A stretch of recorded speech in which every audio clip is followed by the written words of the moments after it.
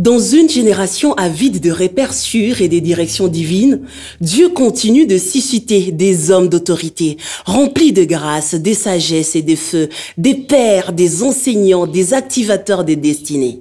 Nous avons l'immense privilège de recevoir aujourd'hui un homme que l'on appelle avec affection la bouche d'or, l'évêque Samuel Adé. Il est un orateur recherché, un enseignant pointu et un serviteur passionné du Christ avec plus de 20 ans de ministère fidèle et impactant. Son parcours est celui d'un homme qui a tout quitté pour répondre à l'appel de Dieu, un appel reçu alors qu'il poursuivait des études en chimie, biologie et géologie. Depuis ce oui radical, sa vie est devenue un instrument d'activation pour des milliers de vies et des ministères.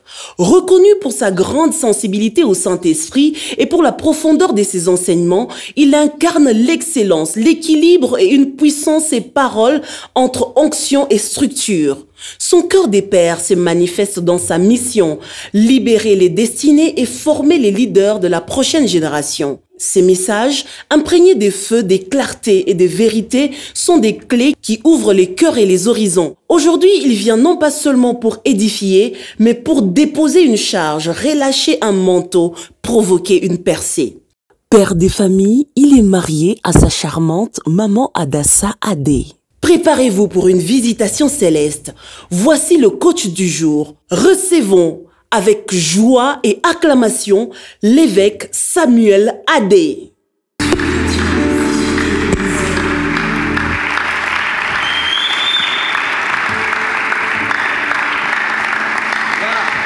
Gloire à Jésus. Est-ce qu'on peut mieux acclamer le Seigneur en poussant des cris de joie? J'aimerais que tu célèbres le Seigneur. Nous sommes à Shift. C'est une atmosphère de gloire. Célébrons encore le Seigneur. Est-ce qu'on peut pousser des cris de joie? Des cris de joie. Waouh. Waouh, waouh, waouh, waouh, waouh. Que Dieu vous bénisse. Ce matin, nous sommes dans la joie d'être là. Alléluia. Dieu ne fait que nous bénir depuis avant-hier. Et je suis convaincu qu'aujourd'hui, Dieu va encore aggraver la grâce. Ton amen est bizarre. Je voudrais bénir le Seigneur pour le visionnaire de Shift. Je disais tout à l'heure que Shift, c'est vraiment une atmosphère. C'est dimensionnel. Et nous sommes bénis d'être là. Je veux que vous m'aidiez à célébrer la grâce que Dieu nous donne à la personne du révérend Gaylor et son épouse, la prophétesse. Est-ce qu'on peut acclamer le Seigneur?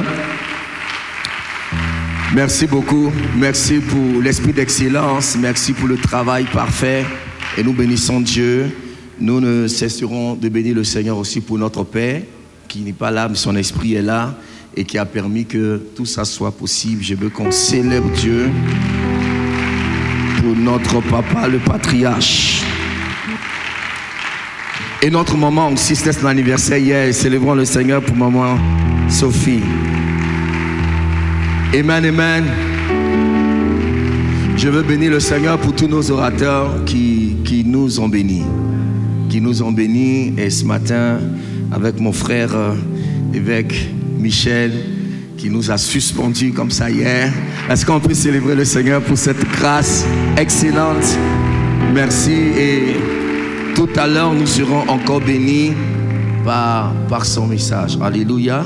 Je vais donc essayer de continuer dans ma mission parlant de partir en conquérant. Il faut partir avec des armes. Alléluia. Et je parlerai de deux armes, deux dimensions, deux choses importantes avec lesquelles partir en conquête. Si on est prêt, on me dit Amen. Que Dieu nous bénisse. Levons nos mains vers le Seigneur. Je veux prier. Nous te rendons grâce, Seigneur. Il est impossible de parler de toi sans toi-même. C'est pour cela que nous avons encore besoin de toi pour parler de toi. Merci pour ta présence. Merci pour l'atmosphère. Merci, Seigneur, pour ta grâce. Merci pour ce temps. Alléluia. Shandara babraya la basuta. Le barababra da basuta.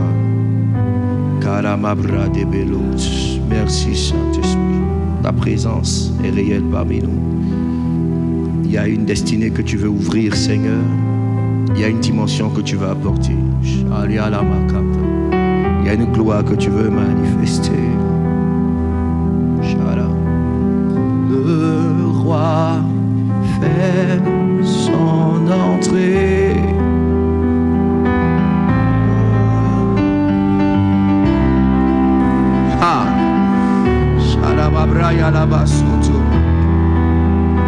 Le roi fait son entrée.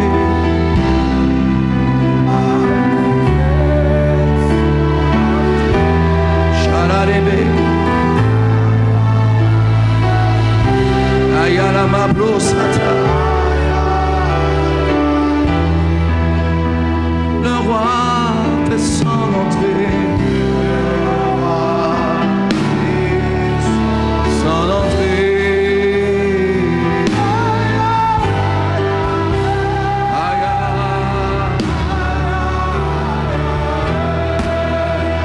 Les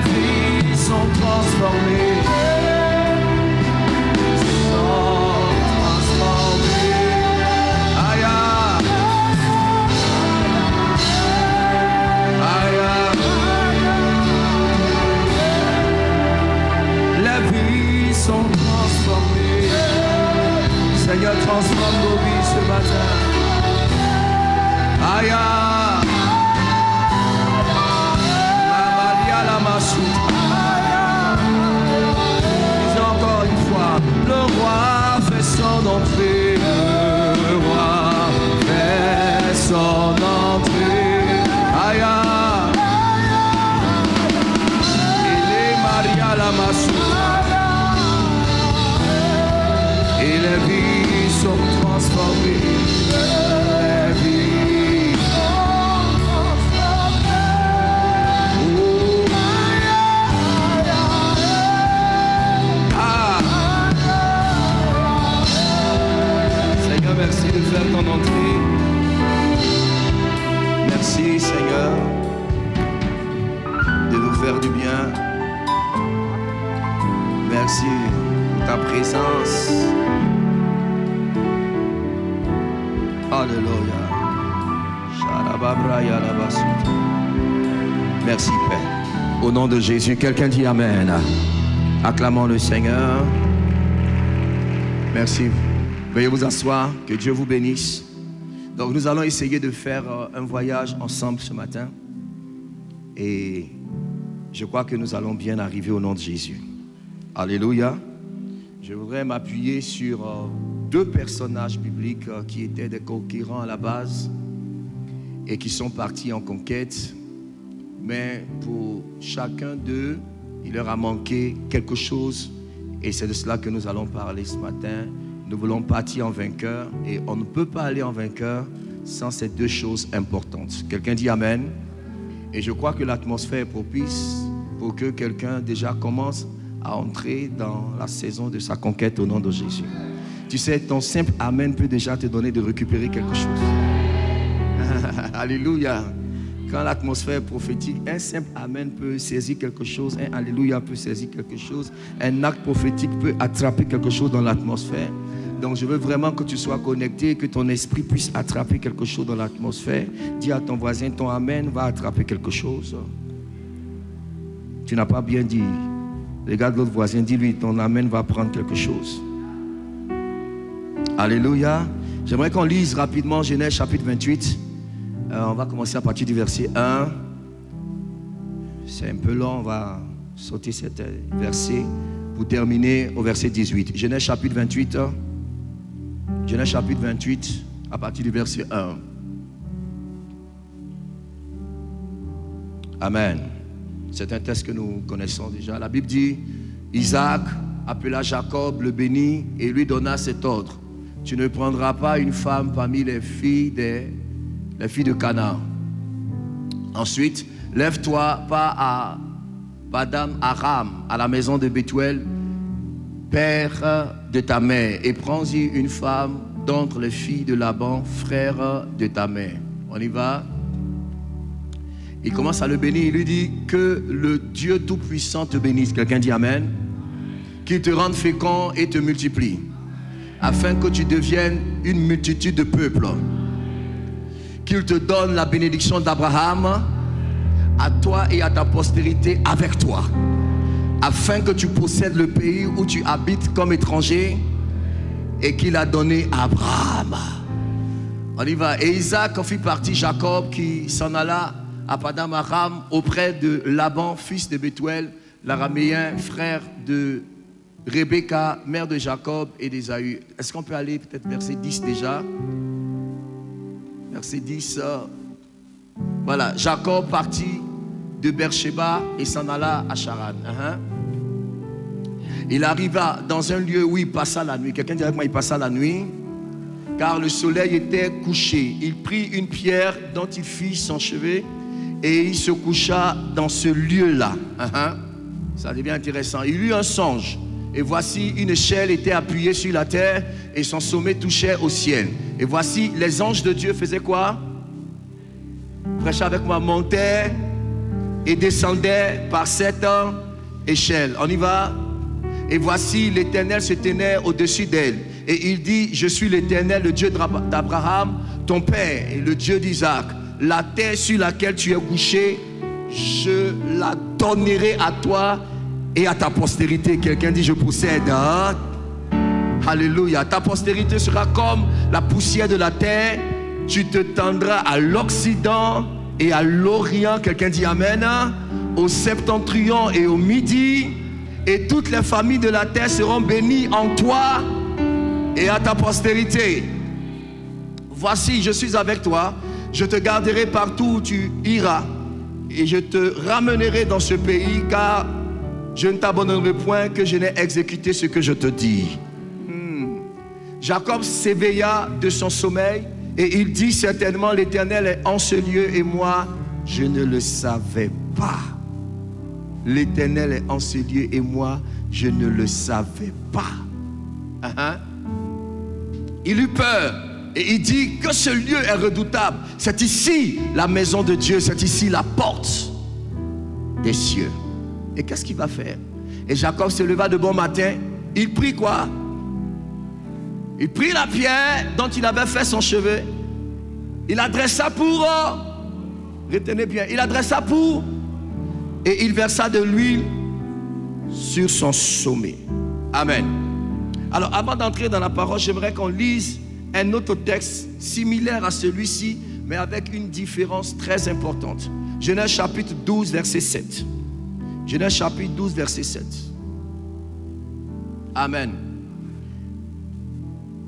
La Bible dit, l'Éternel apparut à Abraham et dit, je donnerai ce pays à ta postérité. Et c'est ça? Et Abraham bâtit là un autel à l'Éternel qui lui était apparu. Il se transporta de là vers la montagne à l'orient de Bethel. Et il dressa ses tentes ayant Bethel à l'occident et Haï à l'orient. Il bâtit là encore un autel à l'Éternel et il invoqua le nom de l'Éternel. Quelqu'un dit Amen. Quelqu'un dit Amen bien. Alors bien aimé, je vais introduire mon message en parlant de l'histoire d'un homme, d'un patriarche que nous aimons beaucoup, le patriarche Jacob. J'aime beaucoup m'inspirer de l'histoire de Jacob parce que son histoire regorge beaucoup d'enseignements et beaucoup de choses à comprendre. Quelqu'un dit Amen. Histoire. Alors, donc je vais rapidement parce qu'on connaît un peu son histoire. Déjà, sa mère était stérile et sa mère n'arrivait pas à enfanter. La Bible déclare que Isaac, son époux, va prier et Dieu va permettre que Rebecca puisse être enceinte. Mais cette fois-ci, elle ne sera pas enceinte d'un enfant, mais de jumeaux. Alléluia. Vous savez, Dieu est un Dieu de rattrapage. Quelqu'un dit Amen. Et il rattrape les années perdues. C'est pour ça, si tu me dis 2 fois Amen, je vois la grâce de la double portion sur toi. Et que le Seigneur, à ce shift, te donne de rattraper tous les retards. C'est-à-dire qu'elle était en retard par rapport à l'enfantement. Dieu lui a donné en même temps des jumeaux. Quelqu'un dit Amen. Dieu est capable de donner la double portion. Quelqu'un dit Amen. Et ça va arriver parce que nous sommes à shift où Dieu fait des choses graves. Dis-moi un bon Amen. Et donc, elle sera enceinte. Et là, qu'est-ce qu'elle va faire, mon évêque? Elle va aller consulter. Elle va aller consulter le prophète. Et le prophète va lui dire que, en réalité, 2 nations se trouvent dans ton ventre et 2 peuples sortiront de ton sein. Quelqu'un dit amen bien. Ça c'est très intéressant parce que ce que la médecine appelle fœtus, Dieu l'appelle nation. Alléluia. Tu vois que Dieu n'a pas la même manière de voir que les hommes. Donc l'échographie dit qu'il y a 2 fœtus, mais Dieu dit qu'il y a 2 nations. Ça veut dire que la prophétie est plus forte que l'échographie. Quelqu'un dit amen bien. Donc parce que l'échographie peut voir l'enfant, peut voir le sexe de l'enfant, mais la prophétie peut aller jusqu'à la destinée de l'enfant. Quelqu'un dit amen bien. Et donc je suis très content parce que nous sommes dans une atmosphère prophétique et je crois que la destinée de quelqu'un sera réveillée. Dis-moi un bon amen. Et donc et la prophétie va aller loin pour dire 2 nations se trouvent dans ton sein, 2 peuples sortiront de ton ventre, mais le plus petit sera plus grand que le plus grand, si je peux m'exprimer ainsi, n'est-ce pas? Et donc la maman Rebecca, elle a la prophétie avec elle. Et Isaac le père, lui certainement n'a pas la prophétie. Quelqu'un dit amen. Et les enfants vont naître. Le jour de leur naissance, il va se passer quelque chose de bizarre, mon révérend. C'est que Ésaü va sortir le premier. Et la Bible déclare que Jacob va tenir le talon de qui? D'Ésaü. Prêche avec moi. Il va tenir le talon de son frère. Histoire. Voilà, il tient le talon. Et à cause de cela, on lui a donné le nom de Jacob, qui veut dire trompeur, usurpateur, ce que vous savez. Vous savez, l'histoire de Jacob me parle parce que c'est quelqu'un qui depuis sa naissance n'a pas été compris jusqu'à l'âge adulte. Son père n'a pas compris sa vie. Sa mère n'a pas compris sa destinée. Ce qui est grave, c'est que lui-même n'a même pas compris sa propre vie. Est-ce que je parle à quelqu'un? Pourquoi je dis ça? Parce que sa mère a entendu la prophétie disant qu'il serait plus grand que son frère. D'accord? Alors, je n'arrive pas à comprendre pourquoi à sa naissance, on lui donne le nom de trompeur. Alors qu'elle avait la révélation qu'il serait grand. Moi, je pensais qu'on allait appeler Jacob grandeur. Quelqu'un dit grandeur? Ou bien même vainqueur. La différence entre l'histoire de Jaébet et l'histoire de Benjamin, c'est que dans le cas de Jaébet, il n'y avait pas de père. Il est probable que Jaébet, il est né parce que peut-être, excusez-moi, sa maman a été abusée, ou bien l'homme n'a pas reconnu la grossesse, il a disparu. Il n'y avait pas de père. C'est pourquoi sa mère lui a donné le nom. Sa mère lui donna le nom, parce que c'est l'homme qui donne le nom. Quelqu'un dit amen bien. Mais heureusement, dans le cas de Benjamin, lui, Jacob était là. Et le père lui a dit non, il ne s'appellera pas Ben-Oni, mais il s'appellera Benjamin, qui veut dire le fils de ma droite. Tu es béni lorsque tu as un père spirituel. Parce que le père spirituel a la capacité de réorienter ta destinée. Là où ta vie allait vers la destruction, la grâce que Dieu te donne d'avoir un père spirituel, c'est qu'il peut te ramener sur le chemin de la bénédiction. Quelqu'un dit amen bien. Est-ce que quelqu'un me comprend? Quelqu'un me comprend bien? C'est très important. Vous savez, Jacob lui-même, il a maudit son fils. Comment il s'appelle? Ruben. C'est ça? Vous ne voulez pas prêcher avec moi aujourd'hui? Il a maudit qui? Ruben. Parce que Ruben est monté sur sa couche. Et dans Genèse 49, il dit Ruben, tu n'auras pas la prééminence parce que tu es monté sur ma couche. Et vous voyez que dans la tribu de Ruben, mon révérend, il commençait à avoir une certaine faiblesse. La tribu de Ruben allait en s'appauvrissant. Et c'était très compliqué jusqu'à ce que Moïse arrive. Et dans Deutéronome 33, Moïse va déclarer que Ruben vive. C'est en ce moment que la gloire commence à se manifester dans la tribu de Ruben. Même si un père biologique peut te maudire, mais il y a un père spirituel qui peut te bénir. Quelqu'un dit amen avec moi. C'est pourquoi à Shift ici, j'ai envie de déclarer à quelqu'un, si une personne avait dit que toi, tu ne vas jamais réussir, je me connecte à l'onction de papa et du prophète Elor pour dire que tu vas réussir au nom de Jésus. Si on avait annoncé que tu ne vas jamais te marier, moi je dis que tu vas te marier même cette année au nom de Jésus. Est-ce que je parle à quelqu'un? Si quelqu'un avait mis la main sur le sol pour dire que tu ne seras jamais riche, je mets la main sur la chair et je déclare que tu seras riche au nom de Jésus. Tes enfants seront riches et même tes petits-enfants seront riches. Celui qui me donne le plus long des amen est le premier.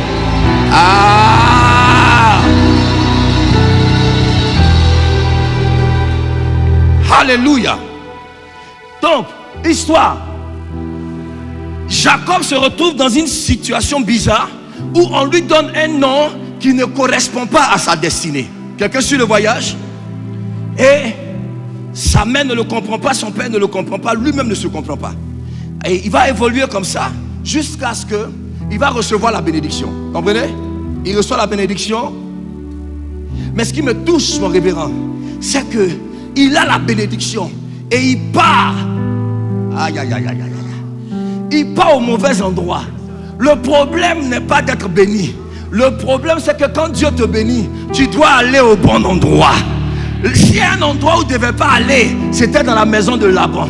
Pourquoi? Parce que Laban avait pris l'héritage du grand-père Terach, qui était un idolâtre. C'est à cause de cette idolâtrie que Dieu avait dit à Abraham de quitter son père. Et Laban, vous savez que Laban était un sorcier? Amen. Plus tard, Laban va dire à Jacob que l'Éternel m'a béni à cause de toi. Mais une autre version dit, j'ai reçu par divination que Dieu m'a béni à cause de toi. Par la sorcellerie. Donc, voici quelqu'un qui est béni, mon évêque, et qui se va dans la maison d'un sorcier. La grande différence entre Jacob et Ésaü, c'est que Jacob est béni, Ésaü est maudit. Mais c'est la direction, c'est la destination qui a fait la différence. Parce que celui qui a été béni est allé dans la maison d'un sorcier. Celui qui a été maudit est allé habiter avec Ismaël. Ismaël en tant que fils d'Abraham, il n'avait pas la bénédiction messianique, mais il était béni en tant que fils d'Abraham. Et c'est pour ça que la bénédiction d'Ismaël a neutralisé la malédiction. Lorsque tu es béni, tu vas où? Demande à ton frère, tu vas où? Et quand il arrive chez Laban, c'est là que pour la deuxième fois dans la Bible, quelqu'un dit, tu es os de mes os, chair de ma chair. Laban dit à Jacob, tu es os de mes os, viens. Il avait vu en lui un trompeur. Il dit, petit, tu es trompeur comme moi, mais toi tu es au niveau bac, moi je suis au niveau master. Alléluia. Et vous allez voir que dans la suite du texte, Laban va maltraiter et profiter de Jacob pendant 20 ans. Quelqu'un dit Amen. Qu'est-ce que je nous dis en fait? Il a la bénédiction. Il part et sur le chemin, Dieu va l'arrêter. Dieu va lui donner un songe. Dans le songe, il voit une grande échelle qui touche le ciel, appuyée sur la terre. Et les anges de Dieu montent et descendent. Et quand il se lève, il dit, l'Éternel est ici et moi je ne le savais pas. Il n'avait pas la connaissance. Mais si tu as la bénédiction sans la connaissance, tu es en danger. Alléluia.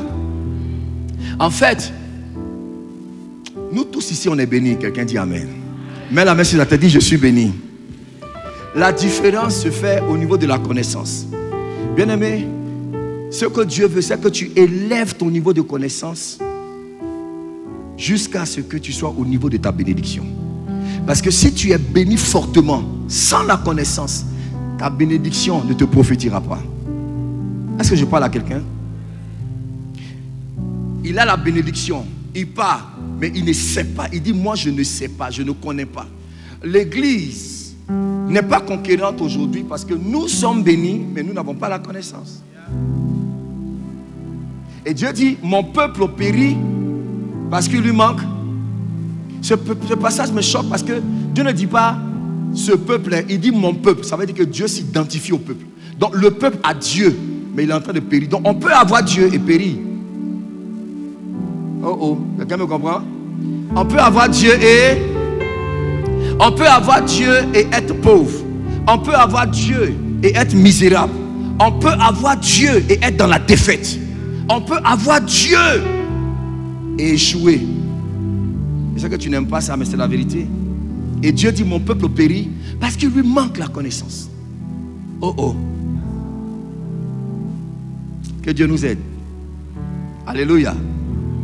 Le point important que je vais dire, le premier point au niveau de partir en vainqueur, c'est que lorsque nous avons lu ces deux textes, qu'est-ce que vous avez remarqué? Prêchons ensemble. Qu'est-ce que vous avez remarqué dans les deux textes? Dans Genèse chapitre 12, il est question du père Abraham. C'est ça? Et Abraham va arriver dans un lieu où il va avoir la révélation de Dieu. Dieu va lui parler. Et quand il a la révélation de Dieu, il va poser une action. Il va faire quoi? Il va poser une action. Il pose quelle action? Il bâtit un hôtel dans le lieu qui s'appelle Bethel. Des années plus tard, Jacob arrive dans le même lieu. Et à cause de l'autel qui a été bâti par son grand-père, il a un songe. Amen. Ça veut dire que l'atmosphère avait été récupérée par l'Éternel. Quelqu'un dit Amen. Et donc il a un songe et il voit la gloire de Dieu. Parce que l'autel avait été bâti avant lui. Et quand lui se réveille, il dit, ah, Dieu était ici et moi je ne le savais pas. Et lui aussi va poser une action. Qu'est-ce qu'il fait? Hein? Il prend la pierre et il fait quoi? Il bâtit un monument. Voilà le point de mon message ce matin. Deux individus dans le même endroit, avec une même révélation, les mêmes promesses de Dieu, mais qui ont deux attitudes différentes. Le premier, qui est Abraham, va bâtir un autel. Et Jacob, lui, va bâtir plutôt un monument. Vous savez, un monument est complètement différent d'un autel. Dis-moi amen, je vais creuser. Hey. En fait, un autel, je sais que vous connaissez un peu, n'est-ce pas? Un autel, c'est un lieu de rencontre, n'est-ce pas? De la spiritualité, là où la divinité rencontre l'humanité. Un autel, c'est un lieu d'adoration.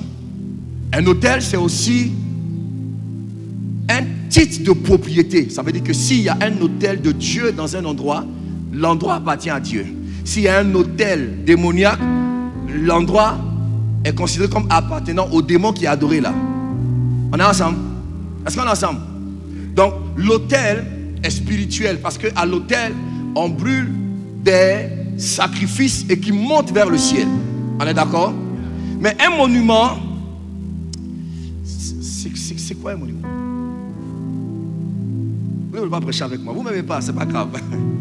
Un monument, c'est quelque chose qu'on bâtit pour le souvenir, n'est-ce pas? N'est-ce pas? Voilà, on va ériger quelque chose pour se rappeler d'un événement, d'une situation, de quelque chose qui s'est passé. On est d'accord? Donc, le monument, il reste, il est pour le souvenir. Mais l'autel, ça monte et on ne voit rien.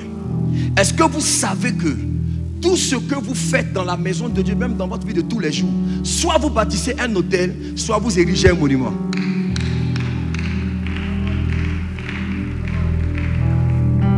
Deux personnes peuvent faire deux choses sur cette terre que nous voyons, que nous acclamons. Mais quand Dieu les regarde, il y a l'un, il a bâti un autel, l'autre a bâti un monument. Le monument, c'est tout ce que tu fais pour qu'on se souvienne de toi. Qu'on sache que c'est toi qui as fait ça. Lorsque tu chantes et que tu dises que j'ai bien chanté, ça c'est un monument. Quand tu as prêché pour qu'on dise que tu as bien prêché, ça c'est un monument. Quand tu as donné pour qu'on se parle et on dise que tu as donné, ça c'est un monument. Mais quand tu bâtis un autel, personne ne voit. Dieu l'a vu et ça monte vers Dieu. Le problème de la conquête, mon révérend, c'est que nous allons sans autel. Nous allons avec des monuments. Il y a des églises monuments. Il y a des ministères monuments. Et il y a des églises hôtels. Lorsqu'on est à l'hôtel, on ne fait rien pour l'homme, on fait tout pour Dieu. Jésus vient confirmer pour dire que si tu fais quelque chose pour avoir la récompense des hommes, le ciel ne te récompensera plus parce que tu as déjà ton monument. Tu as posé l'acte pour qu'on se souvienne de toi, pour qu'on se rappelle de toi et qu'on sache que c'est toi qui l'as fait. C'est un monument. Le problème de Jacob, c'est que Jacob n'avait pas d'autel. Il avait un monument. Il est allé chez Laban avec un monument. Bien aimé, on ne peut pas aller en conquête avec un monument. On part en conquête avec un autel.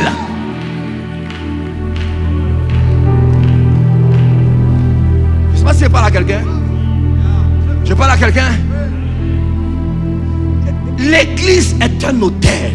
Alléluia. Et quand nous nous rassemblons, nous sommes en train de bâtir un autel puissant et vivant pour Dieu. Alléluia. Parce que l'autel marque la propriété de Dieu. Quand nous adorons Dieu, notre adoration, elle est monumentale ou bien elle est autale? Quelqu'un me dit amen bien. Je prie qu'aujourd'hui, quelqu'un passe du monument à l'autel au nom de Jésus. En réalité, l'autel est une arme puissante que Dieu te donne pour la conquête. Pourquoi? Je vais t'expliquer quelque chose. Alléluia. L'une des bénédictions de l'autel, c'est que l'autel établit une terreur de Dieu. La Bible déclare, lorsque les fils de Jacob sont allés tuer tous les habitants de Sichem pour se venger du viol de leur sœur, Jacob a eu peur. Jacob a commencé à fuir. Et quand il arrive dans un certain lieu, il élève un autel. Et la Bible déclare que la terreur de l'Éternel s'empara de tous les habitants de la ville. Et personne n'osa le poursuivre. Écoute-moi très bien. L'une des raisons pour lesquelles l'église est faible dans nos nations, dans nos villes, c'est parce que notre autel est très faible. Et parce que l'autel est faible, il n'y a pas de terreur de l'Éternel. Mais je crois qu'après Shift 2025, il y aura une terreur de l'Éternel à Lubumbashi. Je parle à qui? Il y aura une terreur de l'Éternel au Congo. Quelqu'un va sortir d'ici avec une terreur de l'Éternel qui l'accompagne. C'est comme ça que tu vas prendre possession de tout ce qui est autour de toi au nom de Jésus. On prendra possession de l'économie du pays. On prendra possession des finances. On prendra possession de tous les systèmes, parce qu'il y aura une terreur de l'Éternel qui va nous accompagner.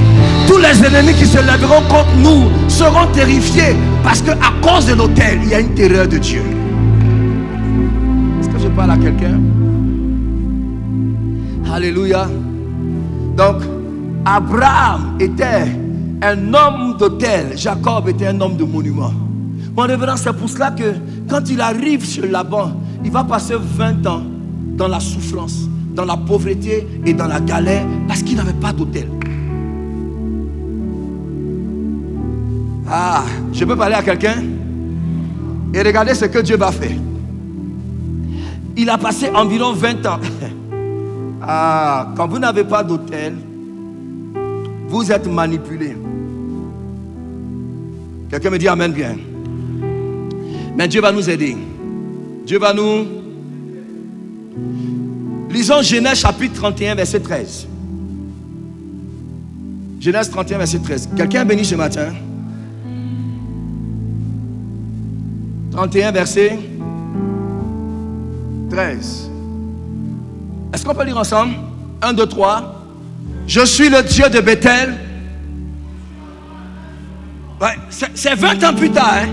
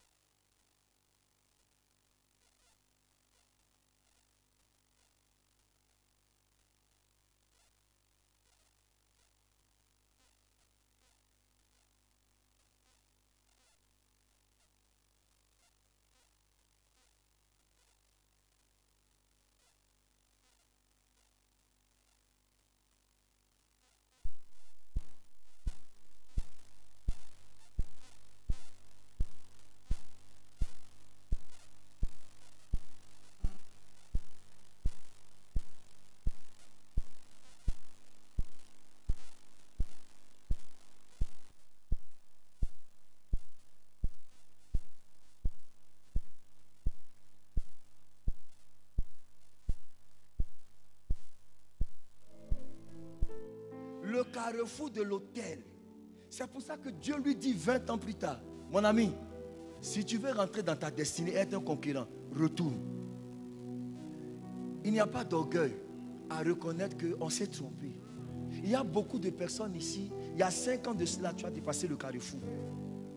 Je ne sais pas si ça arrive ici, mais souvent en Europe, quand tu conduis avec le GPS, tu dépasses la route, le GPS te dit, il faut retourner. Return. C'est comme ça que Dieu dit à certains ici, il faut retourner. Parce qu'il y a 3 ans de cela, Dieu t'avait donné une parole. Et tu as dépassé. Toi, tu es en train de courir. Arrête de courir. Il faut retourner. Parfois, on reconnaît un très bon conducteur par sa capacité à faire la marche arrière. Ouais. Et à Chypre 2025, il y a des gens qui doivent retourner.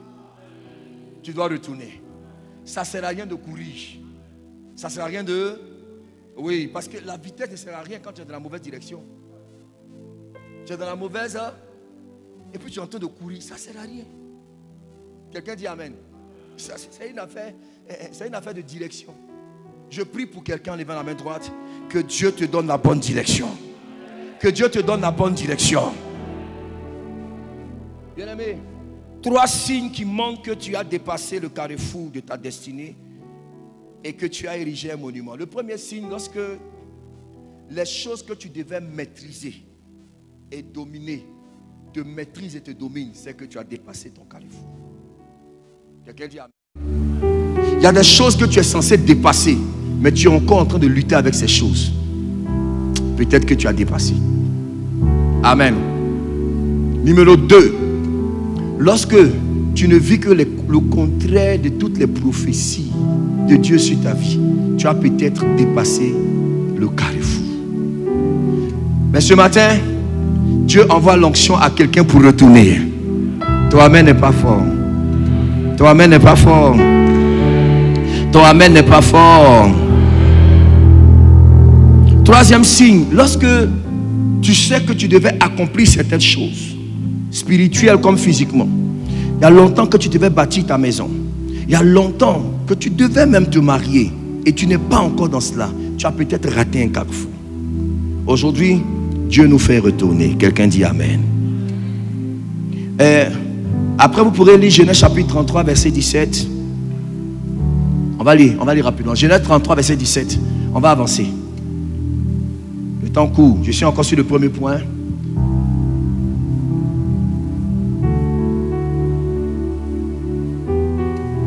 Vous pourrez lire la suite. Donc, quand Jacob retourne et qu'il arrive, il va bâtir un hôtel. Il va faire quoi?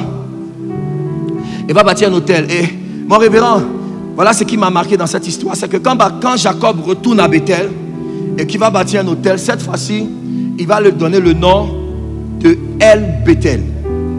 Alléluia. Quand il est passé la première fois, il a appelé Bethel, la maison de Dieu.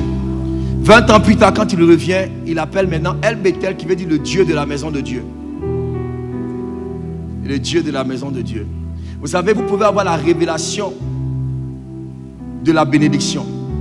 Mais pour être un bon conquérant, vous devez avoir la révélation du Dieu de la bénédiction. On peut avoir la paix, mais on peut perdre la paix. Il faut avoir la révélation du Dieu de la paix. On peut connaître la joie, mais le plus important, c'est d'avoir le Dieu de la joie. Il faut arrêter de courir après les bénédictions, mais il faut rechercher le Dieu de la bénédiction. Jacob a compris que la grâce qu'il avait reçue pendant 20 ans, c'était la grâce de Bethel. Maintenant, il est rentré dans la grâce de El Bethel, le Dieu des choses. Je prie pour quelqu'un ici qui me dit Amen. Que Dieu te donne d'entrer dans la dimension du Dieu des choses et non pas des choses de Dieu. Je veux le Dieu des choses. Je ne veux pas seulement la grandeur, je veux le Dieu de la grandeur. Je ne veux pas seulement la gloire, je veux le Dieu de la gloire. Je ne veux pas seulement la faveur, je veux le Dieu de la faveur. Quelqu'un qui s'élève me dit Amen, le premier à recevoir. Et tu te connectes au Dieu des choses. Alléluia. Assieds-toi sur la tête de tes ennemis. Alléluia. Je parlais des noms tout à l'heure. Il y a 4 types de noms que nous recevons. Célébrons le Seigneur pour le docteur Silas et pour notre maman Sophie. Merci maman d'être là. Dieu vous bénisse. Vous savez, Dieu fonctionne avec le nom, mon évêque, n'est-ce pas? Et donc, il y a 2 types de noms dont j'ai parlé. Les deux autres types de noms, c'est ça? Sur l'apparence et sur la circonstance. N'est-ce pas? Sur la circonstance. Chez nous, à Abidjan, il y a des gens qui portent de nom simplement à cause du jour de leur naissance. Il est né lundi, on l'appelle du nom de lundi. Et ça, c'est quoi? Ça, c'est quoi? Comment on peut appeler des ethnies comme ça? Quelqu'un est né mardi, on lui donne le nom de mardi. Ça n'a rien à voir avec ta vie. Troisième type de nom, c'est le nom qu'on te donne. On t'impose un nom pour pouvoir te dominer. Le docteur Silas en a parlé hier. Lorsque on veut rendre quelqu'un esclave, on lui donne un nom. Lorsque Daniel et ses amis arrivent à Babylone, on change leur nom. Parce qu'on veut les dominer. Alléluia. Et maintenant, le quatrième type de nom, en fait, c'est le nom que Dieu te donne. C'est ton nom spirituel. Quelqu'un dit amen bien. Ah. Donc, quelqu'un peut porter un nom, mais ce n'est même pas le nom que le ciel connaît. C'est pour ça que quand Jacob maintenant va rencontrer l'ange à Péniel, et il dit à l'ange, bénis-moi. Il est en train de dire par exemple à l'ange que la bénédiction de mon père là, je n'ai rien vu. Maintenant toi bénis-moi. Alléluia. Et l'ange lui dit non, ton problème n'est pas la bénédiction, tu es déjà béni, le problème c'est ton nom. Il dit comment? Il dit oui, c'est ton nom. Ton nom ne sera plus Jacob, ton nom sera Israël, qui veut dire vainqueur. Donc ça veut dire que selon la prophétie, quand il était dans le ventre de sa mère, il devait porter le nom de vainqueur. Donc pendant des années, il a porté un nom qui ne correspondait pas à sa destinée. Je veux dire à quelqu'un qu'à ce chiffre-là, Dieu te donnera un nom qui correspond à ta destinée. Ton véritable nom c'est grandeur, ton véritable nom c'est faveur. Je vois quelqu'un qui va s'appeler grâce au nom de Jésus. Quelqu'un va s'appeler richesse au nom de Jésus. C'est le nom qui te correspond. Il faut que tu sois courageux pour changer de nom. Alléluia. C'est pour ça que l'ange va frapper sa hanche. Dans le principe de l'accouchement, quand une femme doit donner naissance à un bébé, les os de la hanche se déboîtent pour que l'enfant puisse sortir. Donc l'ange, en frappant à la hanche de Jacob, est en train d'annoncer une renaissance. C'est pour ça qu'on lui a donné un nouveau nom. Je dis à quelqu'un que Dieu te donne un nom nouveau qui correspond à ta destinée. Mais Dieu même fonctionne avec les noms. Pendant longtemps, j'étais en train de réfléchir, de parler à Dieu. Je dis, mais il y a des choses que je ne comprends pas dans la Bible. Je veux te parler. La Bible déclare dans Genèse chapitre 22. Lisons ensemble. Genèse chapitre 22. Je vais toucher au deuxième point rapidement, on va avancer. Genèse 22. L'Éternel parle à Abraham. Ah, que Dieu te donne un nom nouveau. Allons vite, allons vite, allons vite. Après ces choses, Dieu mit Abraham et lui dit, Abraham, et il répondit, me voici. Ensuite, Dieu dit, prends ton fils, ton unique, celui que tu aimes, Isaac, va au pays de Moria et là offre-le en holocauste sur l'une des montagnes que je te dirai. J'ai un problème, mon évêque, avec cette histoire. Comment Dieu peut dire à Abraham, prends ton fils, ton unique, et puis celui que tu aimes. Docteur, Abraham a combien d'enfants? Il en a 2. Mais comment Dieu peut lui dire ton unique? C'est pas bizarre? C'est bizarre. Il a Ismaël. Même s'il y a un problème avec le petit, c'est ton fils quand même. Alléluia. Et Dieu lui dit, prends ton fils, ton unique, celui que tu aimes, et va le sacrifier. Mais ce n'est pas son unique fils. Alléluia. Quelqu'un peut m'aider? Pourquoi Dieu dit ça? Pourquoi Dieu dit ça? J'avance à cause du temps. Bon. La Bible s'explique par elle-même. Alléluia. J'écoutais une fois un musulman qui disait que mais il y a des erreurs dans la Bible parce que Dieu dit à Abraham ton unique alors que Abraham a 2 fils et tout ça. J'ai dit non, mais la Bible s'explique par elle-même parce que le verset premier explique pourquoi Dieu dit ça. Quelqu'un peut lire avec moi avec les yeux de l'aigle. La Bible dit simplement, l'Éternel dit à Abraham. Alors que Isaac est né quand il s'appelait Abraham. Donc Dieu ne parle pas à Abraham parce que Abraham a 2 fils, mais Abraham a un seul enfant qui s'appelle Isaac. Donc il dit, je te parle à Abraham. Quand Dieu te parle, Dieu parle à quelle version de ta destinée? Est-ce que Dieu parle à l'ancien homme ou Dieu parle à l'homme nouveau? Il ne connaît pas Isaac parce qu'il ne parle pas à Abraham, il parle à Abraham.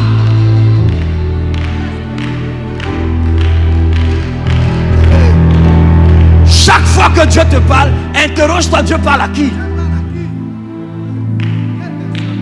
Il parle à quelle version? Il dit à Gédéon, vaillant héros, il dit, tu parles à qui? Moi? Il dit, oui. Il dit, non, c'est pas moi.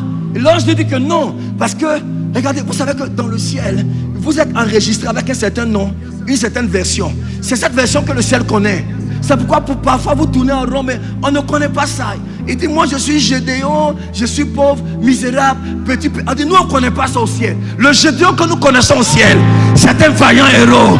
Le Gédéon que nous connaissons, c'est un homme puissant. Est-ce que je parle à quelqu'un? Donne-moi ton nom. Le nom, ce que nous connaissons au ciel, c'est un homme puissant. C'est une femme riche, une femme de destinée. C'est un grand homme de Dieu. C'est lui-là que nous connaissons au ciel. On ne connaît pas quelqu'un d'autre.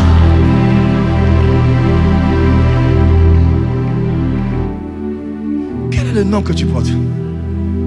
Quel est le nom? Alléluia.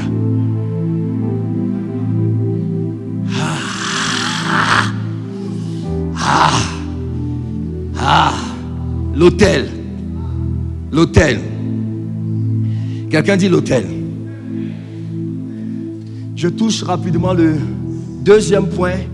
Si on ne finit pas, on va terminer cet après-midi.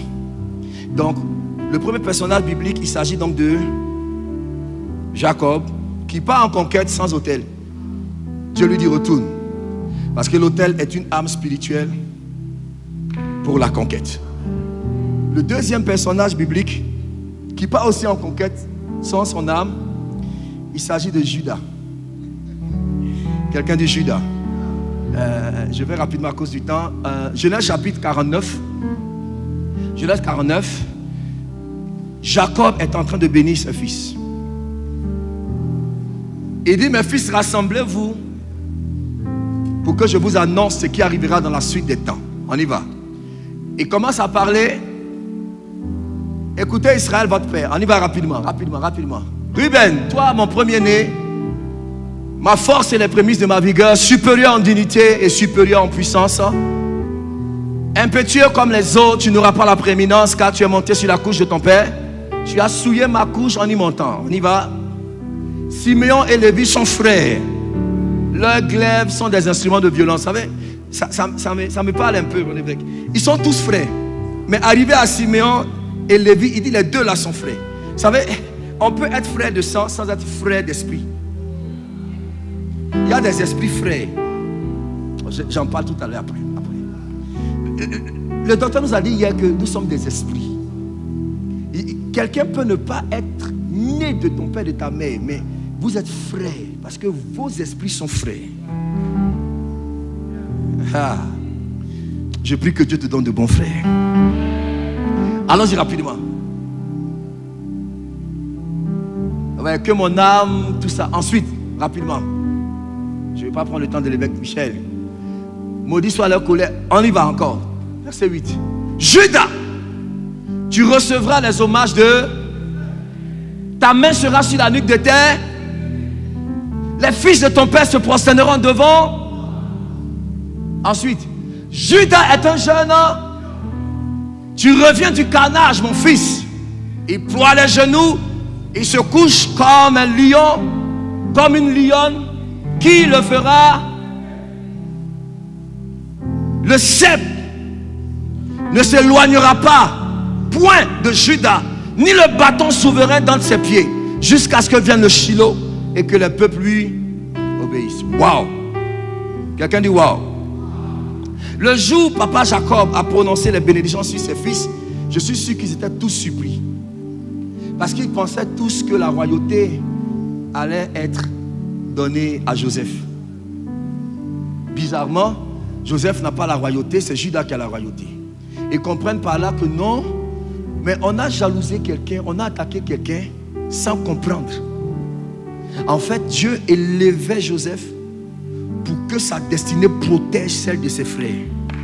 Dans chaque famille, il y a quelqu'un que Dieu élève pour que son élévation protège ses frères. Il ne faut pas le jalouser et le détruire, parce que si on le détruit, on est en danger nous-mêmes. C'est comme ça que les sorciers travaillent toujours à tuer les Joseph de chaque famille, parce qu'ils savent reconnaître les différents Joseph. Celui que Dieu élève n'est pas le supérieur, n'est pas le plus grand, mais Dieu l'envoie devant nous pour que lui nous protège, pour que notre destinée soit garantie et sécurisée. Donc Judas est étonné de savoir que, mais on pensait que ce serait Joseph qui aurait la royauté. On dit non, c'est toi Judas. Ses frères ont commencé à danser, ses frères ont commencé à l'acclamer. Mais moi j'étais là ce jour-là. Dis amen, dis amen. Même si tu ne crois pas, dis amen, la foi va venir. Alléluia. Et pendant que tous les frères jubilaient de la prophétie de Judas, Judas lui-même pleurait. Quelqu'un dit, Judas pleurait. Il faut bien m'écouter. Pourquoi tu pleures, Judas? Pourquoi n'es-tu pas dans la joie? Le problème, c'est que papa a dit que le bâton ne doit pas s'éloigner de Judas. Mais ce que ses frères ne savaient pas, c'est qu'à un moment donné de l'histoire de Judas, Judas s'éloigna de ses frères. Amen. Je vais vite à cause du temps. Il s'éloigna de ses frères. Ta destruction parfois commence quand tu commences à t'éloigner de tes frères. Tu t'éloignes de l'église. Tu t'éloignes de ton père spirituel. Tu t'éloignes du pasteur. Tu es en danger. Vous savez, le lion dévore facilement la proie qui est éloignée du troupeau. C'est pour cela que Dieu nous a mis ensemble. Et la conquête se fera ensemble. Quelqu'un dit amen. Judas s'éloigna de ses frères. Et Judas allait se lier avec un homme qui s'appelait Adullam. Judas va épouser sa fille. Et Judas va avoir un premier fils, un deuxième fils et un troisième fils. Le premier fils, qui était méchant, Dieu va le tuer, il va mourir. Onan le second va prendre l'épouse de son frère défunt. Lui aussi, il sera méchant, Dieu va le tuer. Alors l'épouse, maintenant c'est selon la tradition, quand un frère meurt, c'est son frère qui doit prendre l'épouse. Donc c'est Tamar, histoire. Donc Tamar est en train d'attendre que Sheila, le troisième, puisse vraiment grandir. Et le temps passe, il va grandir. Sheila, il commence à avoir les abdos, les pecs. Elle voit bien. Et puis Judas dit non. Parce que quand on observe quand même la cuite d'âme de Tamar, on sent un esprit de mort exagéré. Quelle est cette femme-là? Tous les hommes qui arrivent, ils meurent. Mon premier est mort, mon second est mort. Le troisième, non, je ne peux pas lui donner ça. Ah, c'est compliqué. Donc elle reste veuve pendant longtemps. Et donc elle a mal. Et un jour, pendant que Judas, il va tondre les brebis, là, on dit à Tamar que ton beau-père arrive. Qu'est-ce qu'elle fait? Elle va se déguiser en prostituée. Elle se déguise en prostituée et Judas va aller avec elle. Histoire.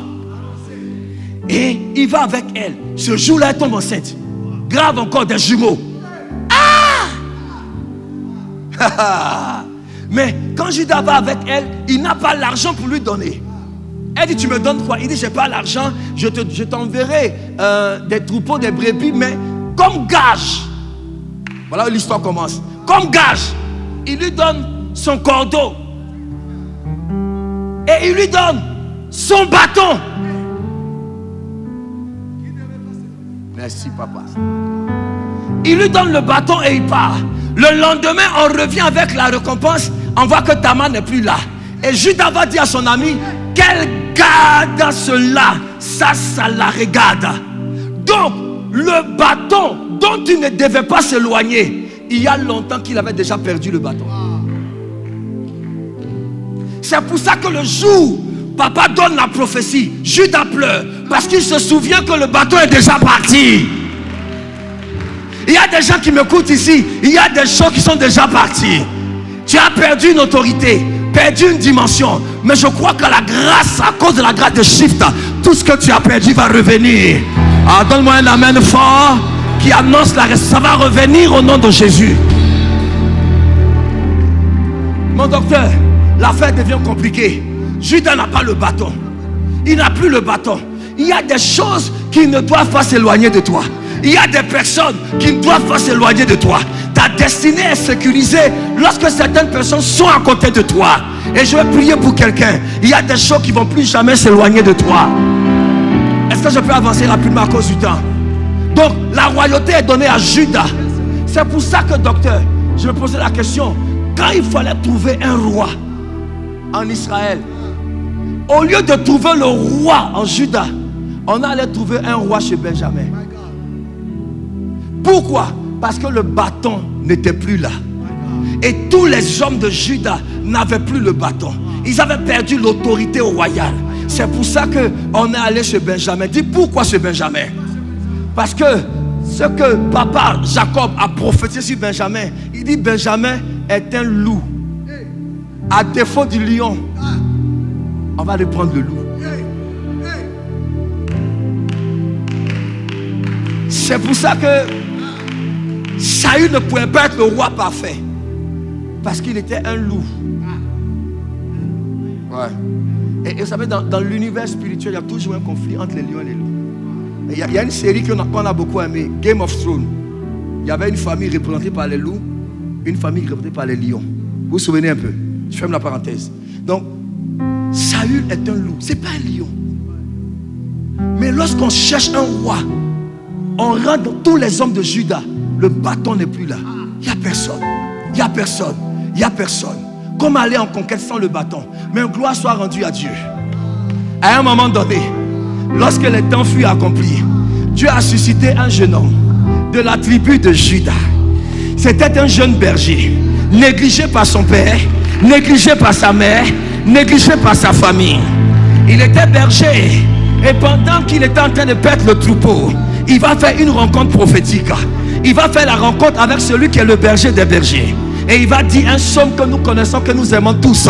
L'Éternel est mon berger, je ne manquerai de rien. Il me conduit près des eaux paisibles, dans les sentiers de la justice. Et à un moment donné, mon évêque, il dit quelque chose de très fort. Il dit, quand je marche dans la vallée de l'ombre de la mort, je ne crains aucun mal, car tu es avec moi. Ta houlette et ton me rassure. Ça veut dire que pendant qu'il était dans le désert de Judée, il a rencontré le berger des bergers. Et ce berger lui a redonné le bâton. Le bâton que Judas, son ancêtre, avait perdu. David a retrouvé le bâton. David a retrouvé le bâton. C'est la raison pour laquelle, lorsqu'il arrive sur le champ de bataille avec Goliath, Goliath lui dit quelque chose de très fort. Il dit, est-ce que je suis un chien pour que tu viennes avec moi? Et ce qui est fort, mon évêque, il dit, tu viens avec moi avec des bâtons. Alors que David avait seulement qu'un seul bâton. Mais Goliath a vu des bâtons. En fait, la médecine dit que quelqu'un qui est très grand, très élevé, il a un problème de myopie. Mais c'était très prophétique. Parce qu'il a même bien vu. Parce qu'en voyant des bâtons, il a vu que derrière le bâton de David, il a vu le bâton de Judas. Derrière le bâton de Judas, il y avait le bâton de Jacob. Derrière le bâton de Jacob, il y avait le bâton d'Isaac. Derrière le bâton d'Isaac, il y avait le bâton d'Abraham. J'ai dit à quelqu'un que tu ne combats pas seul. Tu combats avec l'autorité de tes pères. Tu combats avec l'autorité de ton pasteur. Oh, je suis en train de parler à qui? Quand tu me dis amen, Dieu te restaure le bâton. Dieu te redonne l'autorité royale. Dieu te redonne la puissance que tu as perdue. Je vois la royauté revenir dans ta famille. Je vois l'argent revenir dans ta famille. Je vois la distinction revenir dans ta famille. Tu es celui qui a le bâton.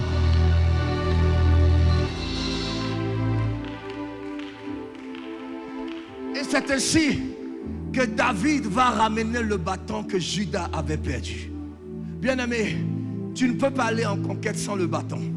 Dieu m'a envoyé dire à quelqu'un que la conquête se fait avec le bâton. Il te faut l'autel et il te faut le bâton. L'autel, c'est la dimension spirituelle. Le bâton, c'est la dimension de la puissance, la dimension de la richesse et de la gloire dont le docteur nous parle chaque fois. Il nous faut la puissance. Dieu est en train d'opérer un réveil dans les nations. Et je crois que l'autel est en train d'être rétabli. Partout dans les nations, Dieu suscite des hommes. Il suscite même des chantes qui ramènent l'autel. Et je veux qu'on bénisse Dieu pour les chants que Dieu nous a donnés ici. Ce sont des hommes et des femmes de l'autel. Dieu est en train de faire ce réveil. Mais il y a quelque chose que Dieu veut appuyer encore plus. C'est le bâton que Dieu veut ramener dans l'église. La puissance de l'église, la richesse, l'argent et les finances. Il nous faut la puissance pour dominer. Il nous faut la puissance pour avancer. Quelqu'un me dit amen, Pierre. C'est le bâton qui nous donnera la victoire sur tous les systèmes qui s'opposent à l'église. Parce qu'un seul individu, quelle que soit son onction, ne peut pas vaincre un système. C'est ce qui est arrivé à Samson. Samson croyait qu'avec son onction, il pouvait vaincre un système. Il a tué beaucoup de Philistins. Quand les Philistins ont réfléchi, ils ont dit, mettons un système, lui on va le détruire. Et dans le système, il y a quelqu'un qui va le séduire, quelqu'un va le maîtriser, quelqu'un va casser ses yeux, quelqu'un va lui faire tourner la meule. C'est ça un système. Ils l'ont vaincu. Parce que pendant toute sa vie, il était très fort. Il n'a jamais formé d'armée. Il n'a jamais formé d'équipe. Lui seul, il tue tout le monde. Lui seul, il est content. Et c'est comme ça que dans l'église, il y a des gens qui veulent, ils pensent qu'eux seuls peuvent apporter le réveil. Toi seul, quelle que soit ton onction, tu ne peux pas. Même Jésus, quand il est arrivé, il y avait le système des Romains. Il a laissé le système. Parce qu'un individu ne peut pas vaincre un système. Il faut un royaume pour vaincre un autre royaume. C'est pour ça qu'il dit, je vais bâtir mon royaume. C'est mon royaume qui va vaincre ce royaume qui est là. Toi seul, tu ne pourras pas. Il nous faut un système puissant. Je bénis Dieu. Parce que Rama et Chypre, nous sommes en train d'avancer pour devenir un système puissant qui va contrôler Lubumbashi, contrôler le Congo, contrôler l'Afrique, contrôler les nations. Si quelqu'un est avec moi, dis Amen comme le tonnerre. Dis Amen comme le tonnerre. Pendant que tu lèves les mains, que Dieu mette dans ta main le bâton. Lève la main droite avec moi. Dis Seigneur, je récupère le bâton qui a été perdu par ma famille. Je récupère l'autorité, je récupère la distinction, je récupère la puissance, je récupère l'argent, je récupère les possessions, je reprends le bâton. Ah, tout ce qui s'était éloigné de moi, je récupère au nom de Jésus. Est-ce que quelqu'un peut prier? Prie comme un guerrier, prie comme un conquérant. Je récupère. Opération récupération. Hey! Raya la basutaya, Pandaria la basata, hey marabasotaka. Récupère le bâton, récupère la gloire que ta famille avait perdue. Tu la récupères maintenant, tu la récupères. Sharababraya la basatale. Oh, récupère encore. Tu as 1 minute de récupération. Pendant que tu pries, ton bras s'allonge. Pendant que tu pries, tes yeux s'ouvrent. Pendant que tu pries, tes pieds s'allongent et tu es en train de récupérer. Récupère la gloire, récupère le bâton, récupère l'autorité, récupère la royauté, récupère l'intelligence, récupère la puissance. Hey! Maria Losata, Kalabashotaya. Hey, hey, hey, hey. Il dit, tu oinduis ma tête et ma coupe déborde. Oui, le bonheur et la grâce m'accompagneront. Lorsque tu as le bâton, le bonheur ne peut que t'accompagner. Quand tu as le bâton, la grâce ne peut que t'accompagner. Ah, récupère. Oh, le marababraya la masata bayanda la babu. Marababraya la masata.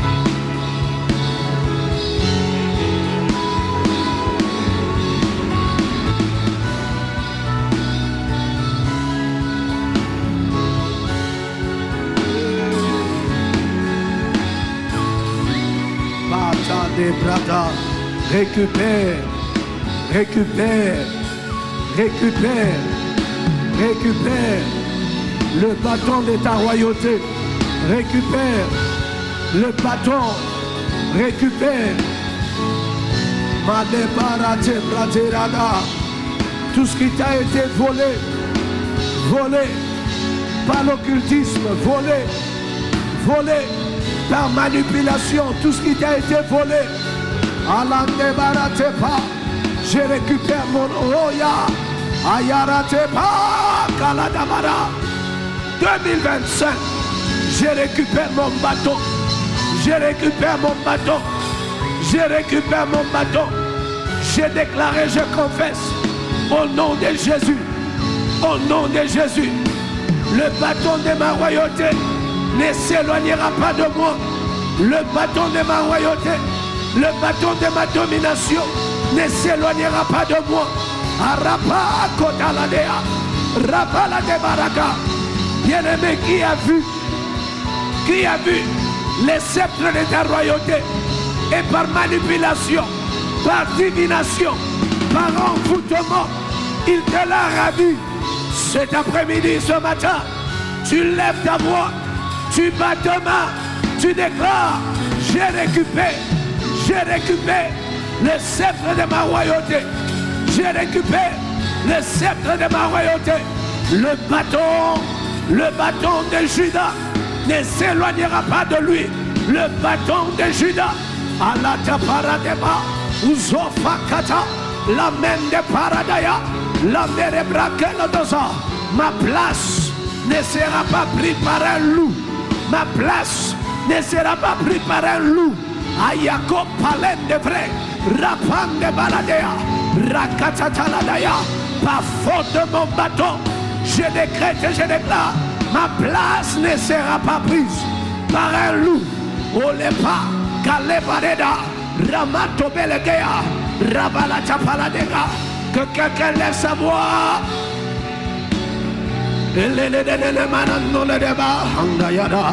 Rapata da la coda, remanda baladea bra, et les bras, zefaradea.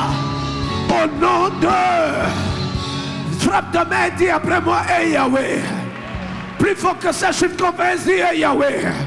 Au nom de Jésus, quiconque m'a ravi, mon bâton, le bâton de royauté, bâton de commandement, bâton de domination éternelle, par quelconque mécanisme, l'envoûtement, la sorcellerie, la divination, quiconque éternel m'a ravi mon bâton ce matin par la révélation de la parole. J'ai récupéré par la prière mon bâton de royauté, mon bâton de domination. Au nom de, quelqu'un crie, j'ai récupéré. Plus fort, encore, plus fort que ça, le bâton de royauté pour ton travail, pour tes affaires, pour tes études. J'ai récupéré le bâton. Au nom de, frappe ta main et commence à prier.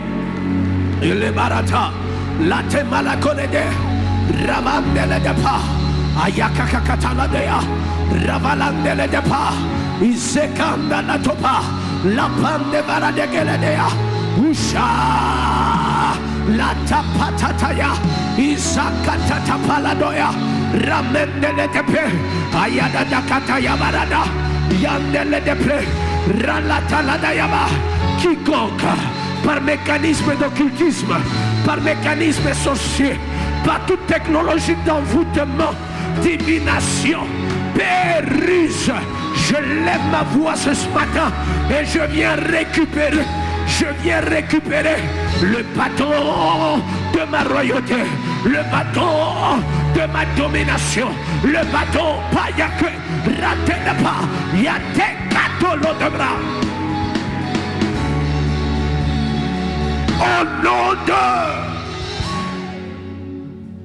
Bien-aimé, l'homme de Dieu nous a dit que tu ne vas pas en conquête avec des monuments. Tu vas en conquête avec les autels. Bien-aimé, le monument parle de ce qui a été. Mais les autels parlent de ce qui vient. Je ne veux pas seulement le Dieu de ce qui a été fait. Je veux le Dieu de ce qu'il fera. Bien-aimé, le monument nous rappelle du souvenir de ce qui a été. Mais les autels nous parlent de ce qui vient encore. Ce matin, au nom de Jésus, je suis en train de dire à quelqu'un que ta vie ne va pas se résumer dans de simples souvenirs. Quand j'avais, je décrète et je déclare sur toi aujourd'hui, ça ne sera plus les discours des souvenirs, mais les discours de ce qui arrive. Je lève ma voix en tant que celui que Dieu a établi sur cette commission de la conférence Shift et déclaré dans le nom de Jésus. Tu avances pas avec des monuments, tu avances avec les autels. Je parle et je déclare, tu rentres au lieu de ton rencontre avec Dieu. Tu rentres au lieu de ton intimité avec Dieu.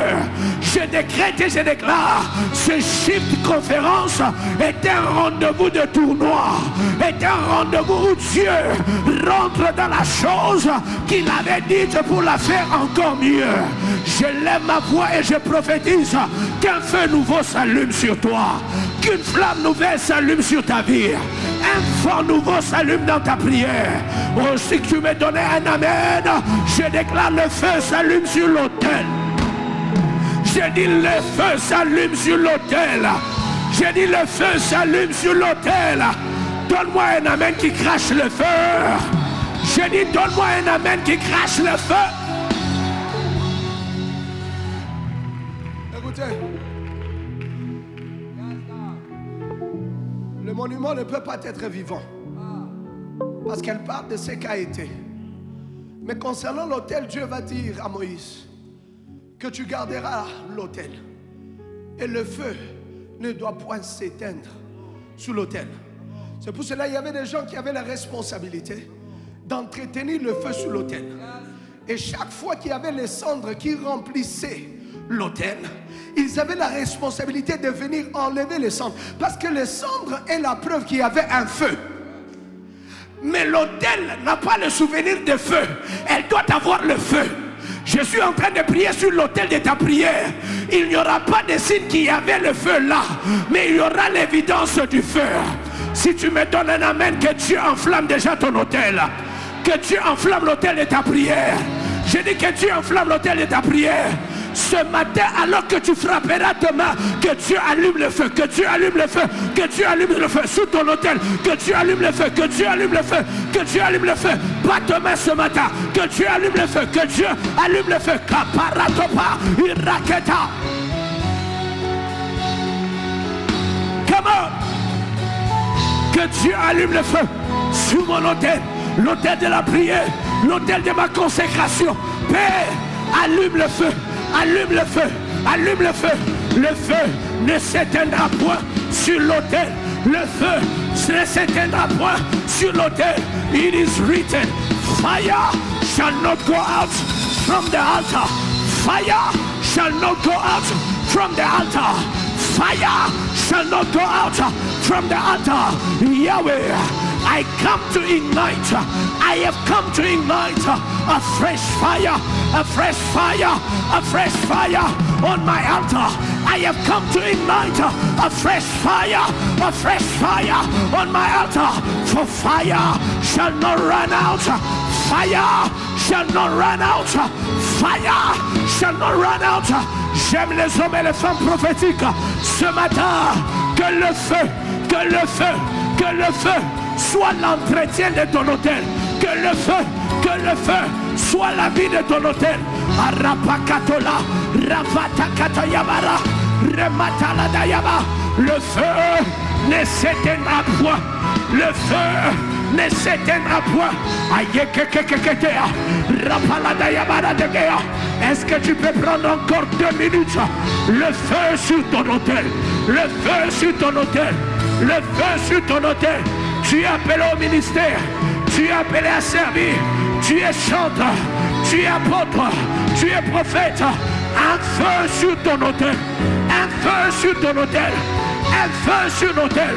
Ce matin, les cendres qui ont envahi ton autel, nous sommes en train de laisser aïegue. Rapa. Il est que Rapa la malakete. Rafatodo. Zapalada. Fire shall not go out. Fire shall not go out from the altar. My fire shall not go out. My fire shall not go out. Yahweh, in 2025, reignite, reignite, reignite. Fresh fire, fresh fire, fresh fire, fresh fire. Let it burn on my altar. Let it burn on my altar. Let it burn. Let it burn. Let it burn. Let fire burn on my altar. Let fire burn on my altar. Let fire burn. Let fire kekekeketea. Ralakatataya. Ladatakatayada. Repandekaledea. Ayaladamaladea. There is fire on the altar. There is fire on the altar. There is fire on the altar. Ekaladopa, Rapata, Iketa, Yataladaya. There is fire on the altar. Ikapata Yaladaya. Rapam de Kelede. Father, let there be a fire that is stir up. Let there be a fire that is stir up.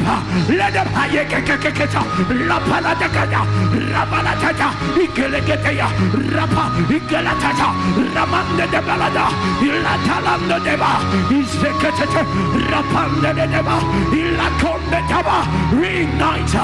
Oh, j'aime ces hommes et de femmes que le feu est en train de localiser ce matin. Il y a un feu nouveau, il y a un feu nouveau, il y a un feu nouveau. Ce feu n'est pas un monument, ce feu n'est pas un souvenir, c'est un feu vivant, c'est un feu vivant. Allah keteketea, Rapa, Ikala, Ramelegoda, La Pandega, Arala Tataya, Sekataladoba, Ramam de Balade, Rapandalada, Ikeledema, Yataladoya, Rakatataya, Ayelede, Shako Parade.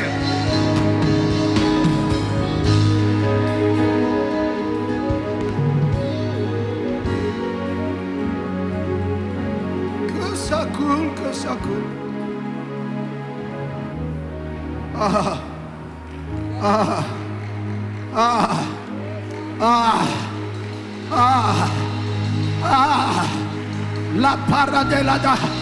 Si tu as manqué un carrefour, voici l'opportunité pour toi de rentrer à l'hôtel, de rentrer à l'hôtel, de rentrer à l'hôtel. Là où tu t'es perdu, bien-aimé dans le Seigneur, tu peux toujours retrouver ton chemin à l'autel de Dieu. Tu peux toujours retrouver ton chemin à l'autel de Dieu.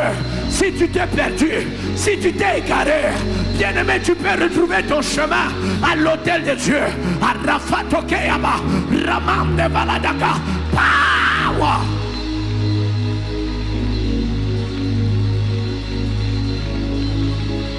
Hey. Aya. Rakatata la deaba, la da da da da da kadea, la da da da da bashatata, ikalanda la da da da basa, rapam da la da ya la gea, la da da da da da baradaya, sopa, isalato pam da la deba, shama. De bon encore, Shama, de bon encore, Aya, Shama, ah.